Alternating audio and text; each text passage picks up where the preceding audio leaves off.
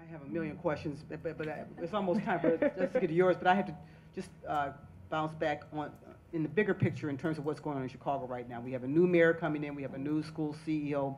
A lot of change. The mayor has been very vocal about extending the school day. That's what was at the centerpiece of his campaign.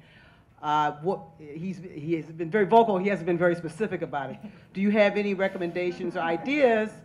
I'm not asking you for a political judgment here, but ideas about, because I was talking to an educator earlier about this, if you extend the school day, what does that mean for the out-of-school programs that will no longer be, well, they could still exist, but then you're talking about the kids are getting out of school much later. Will there be time for that opportunity? Will there be a need for that opportunity? What should that look like, especially around the science, math, and technology areas what do you think it should look like? I think this is a hot topic about extending the school day, but I think actually I would frame it in a positive way for the way that it might benefit out-of-school programming, because I think extending the school day might actually open up opportunities for out-of-school programs to become part of the school day in a way that we can think about merging or really blurring the line between in-school and out-of-school in a way that could be very productive both for project exploration and out-of-school programs and for Chicago public schools. So I would think about this as an opportunity both for project exploration to think about what goes on in the school day and vice versa.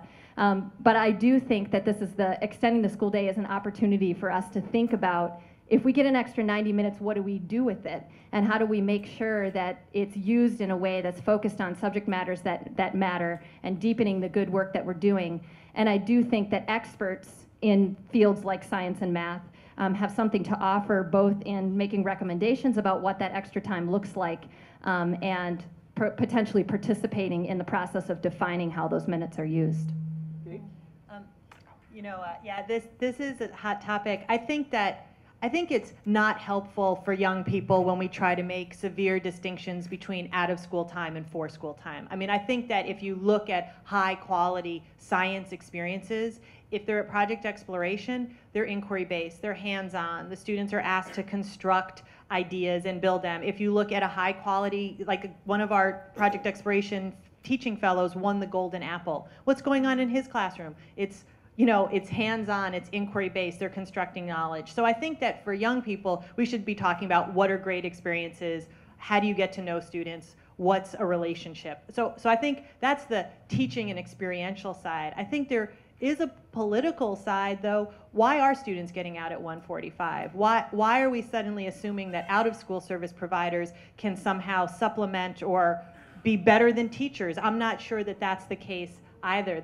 I think for project exploration, the way we've addressed it is to say we have a role in the lives of young people when they're not in school, but our concern is that if they find success out of school, how is that being tied back to their academic lives so they can be seen as successful, they can be seen as having potential, so the teachers can rethink perhaps the role of students that are seen as screw-ups as actually being creative explorers, adventurers.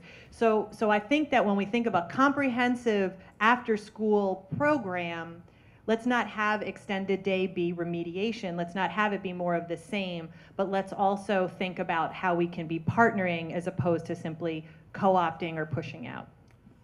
Caitlin, how do you feel about extended school days? Probably when you were in school, you wouldn't have been for them, but now with this perspective, no?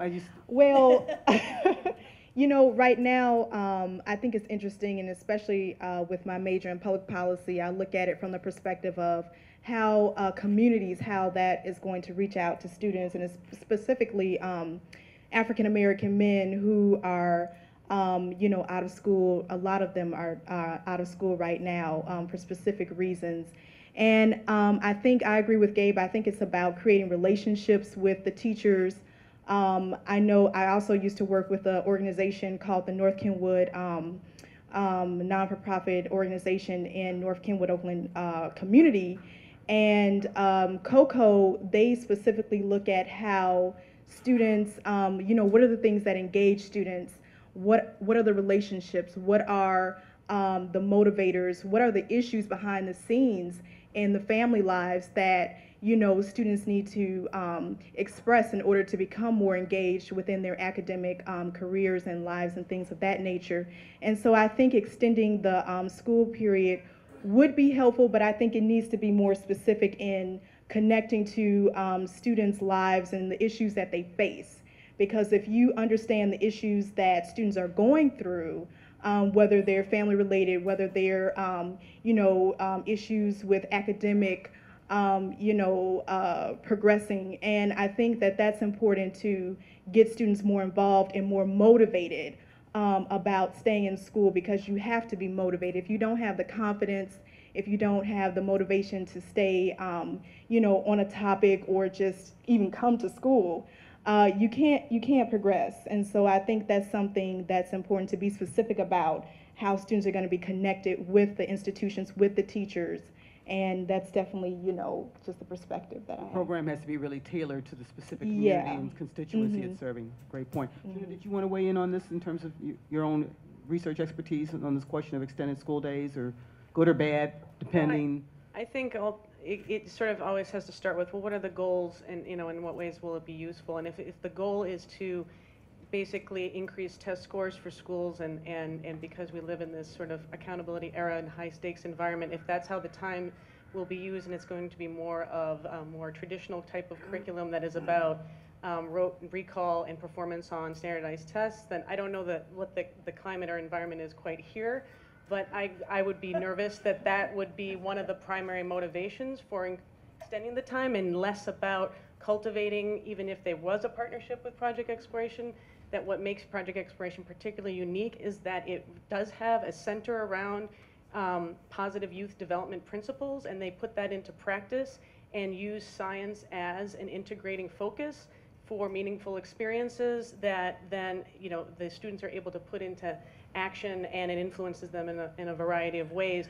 That isn't really in line with let's get kids ready to take tests. So if it's about also it's about more, well, we're nervous about these kids that are at risk or traditionally do not persist or are resilient in school, then I could see potentially that partnership being very, very useful and effective.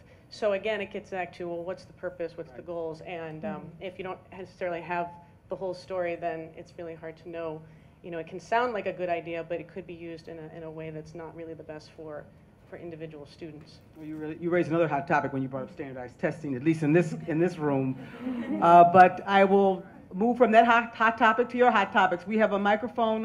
Do we have a microphone set up? We're going to have a microphone set up in the middle of the room here. And if you have a question, if you could just step up, please, to the microphone so we can make sure you're recorded.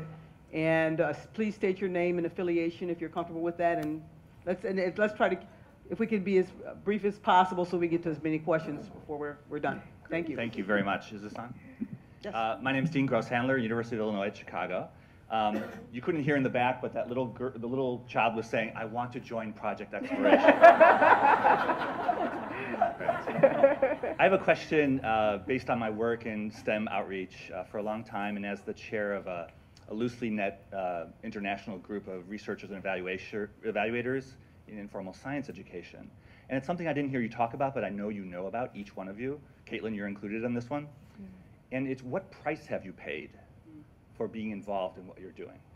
So you had to change your identity in some way, right? Gabe, I know you've worked tirelessly. Juna, from our graduate work together, and now as a distinguished evaluator, and Sarah, bringing in national research and local research to make this happen.